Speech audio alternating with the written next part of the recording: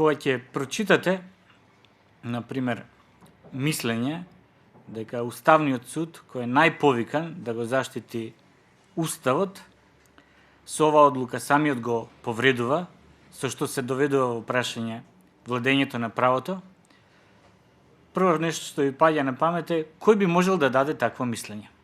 Дали оние граѓани кои што протестираа пред Уставниот суд, например, еве да речем како квиз прашање, под Б, дали Стамен Филипов можда кој е шампион во одбрана на уставноста, или под С, четворица суди на Уставниот суд.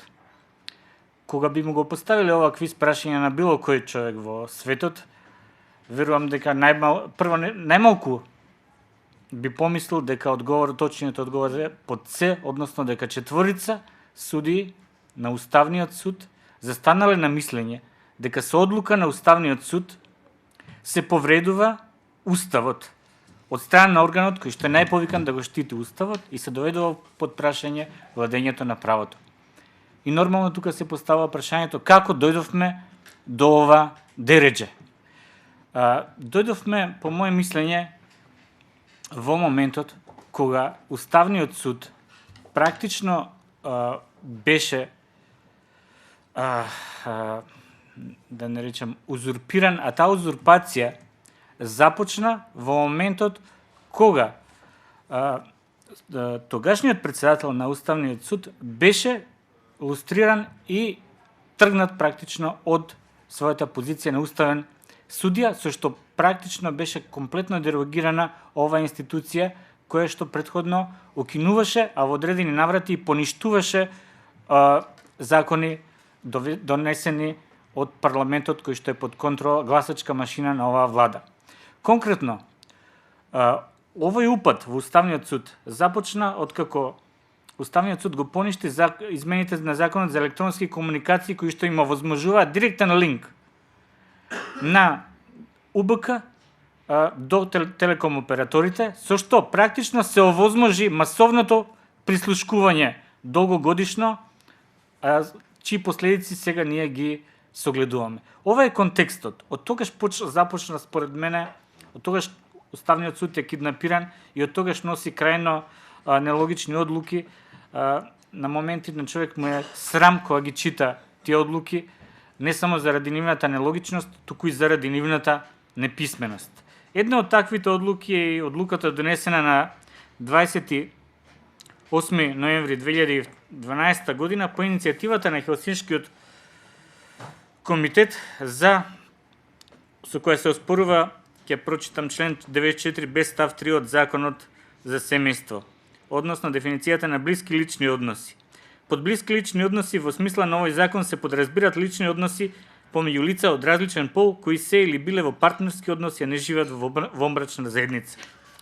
Иницијаторот како главни аргументи во заклучокот ги наведува дека со оваа одредба се врши дискриминација на определена група граѓани на Република Македонија по основ на пол, зашто Уставниот суд е недвосмислено надлежен да одлучува за таков вид на дискриминација, меѓутоа и дека директно се врши непочитување на достоинството на определена група на граѓани. И сега малце ќе ви прочитам како срамија што ќе го читам ова, да ви кажам, како заклучува Уставниот суд. Вика, имајќи ги предвид наведените уставни одредби, анализата на Законот за семејство, како и целината на членот 94б од Законот, каде во алинејата 1 е наведено дека потенцијални жртви може да бидат и лица кои живеат во заедничко домаќинство, а не само ставот 3 кој е оспорен со иницијативата и кој иницијаторот го гледа изолирано сам за себе, судот смета дека ниедна категорија на граѓани кои би можеле да бидат потенцијални жртви на семејно насилство не е изземена од заштитата од семејно насилство, имајќи ги предвид алинеите 1 и 2 на став 2 од членот 94б кои се соопфатни. Знам дека ништо не разбравте, но да ви појаснам. Уставниот суд овдека одлучува за нешто што воопшто не е разгледува прашање, кој што воопшто не е покренато од иницијативата, односно прашање дали некој е или не е заштитен од семејно насилство. Тоа воопшто не е покренато во иницијативата. Она што е уште потрагично, кога го разгледува во прашање, тој доаѓа до погрешен заклучок дека дека ниедна категорија на граѓани кои би можело да бидат потенцијални жртви не е иземена. Ова е тотално погрешно, затоа што токму со дефиницијата е иземена. И тоа сега ќе го образложиме. Зошто е иземена? Затоа што дефиницијата вика дека под блиски лични односи се подразбираат лични односи помеѓу лица од различен пол. Не е никаде спорно дека лицата што живеат во заедничко домаќинство се опфатени со заштита од семено насилство, преку одредбата која што ја прочитавме од член 94б. Она што е спорно е дека со заштита од семено насилство се опфатени само лицата што имаат блиски лични односи, односно лични односи меѓу лица од различен пол, што се или биле во партнерски односи, а не живеат во вонбрачна заедница. Имено, никаде во дефиницијата на блиските лични односи не се подразбира дека тие лица живеат во заедничко домаќинство. Се подразбира само дека се или биле во партнерски односи, а не живеат во вонбрачна заедница. Ако законодавецот ги заштити од семено насилство и лицата што се или биле во партнерски односи, а не живеат во вонбрачна заедница, но само оние што имаат лични односи меѓу лица од различен пол, тогаш лицата од ист пол што се или биле во партнерски односи, а не живеат во вонбрачна заедница, не се заштитени од семено насилство. Практично со оваа дефиниција се исклучени. Меѓутоа, практично Уставниот суд прво разгледува едно прашање кој што не му е поставено, а донесува погрешен заклучок дека се опфатени лица што не се опфатени со заштитата од семено насилство. На крај ќе прочитам само уште нешто и повторно срамно објаснување, вика. Имајќи го предвид наведеното, како и самата содржина на наводите во иницијативата, недвосмислено произлегува дека во суштина подносителот оспорува одредба која во својата содржина не содржи нешто што според него треба да постои или на определен начин да биде регулирано, за што Уставниот суд не е надлежен. Тотално неписмена реченица за која што треба да се добие единица во прво оделение. Значи, тотално неписмена реченица. Значи, ова паѓа на оценката на тестот на писменост. Сега, кога луѓе кои што не можат да склопат реченица, се доведени во ситуација, значи јасна реченица, исказ, и кои што не можат да изведат заклучок логичен, се доведени во ситуација да одлучуваат за клучни прашања од човековите права, од владењето на правото и од заштитата на уставот. Ние едноставно заклучокот е дека немаме институција која што ја штити уставноста.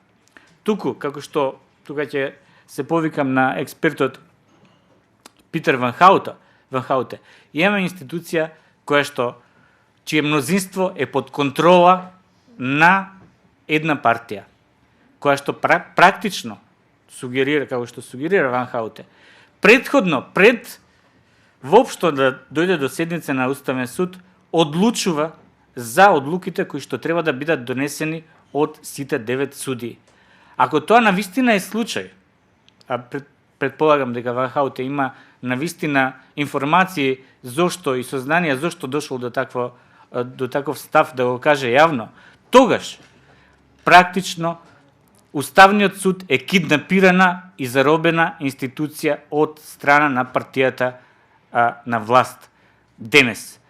Меѓутоа, тоа деградирање и дерогирање започна, кажав и предходно, а оваа одлука која што јас ја споменав е само еден показател за неписменоста, нестручноста, непрофесионалноста и нелогичноста со која што се носени одлуки од страна на Уставниот суд и решение, а овде станува збор за решение со кое што се прогласува Уставниот суд за ненадлежен за нешто што е во доменот практично на неговата надлежност.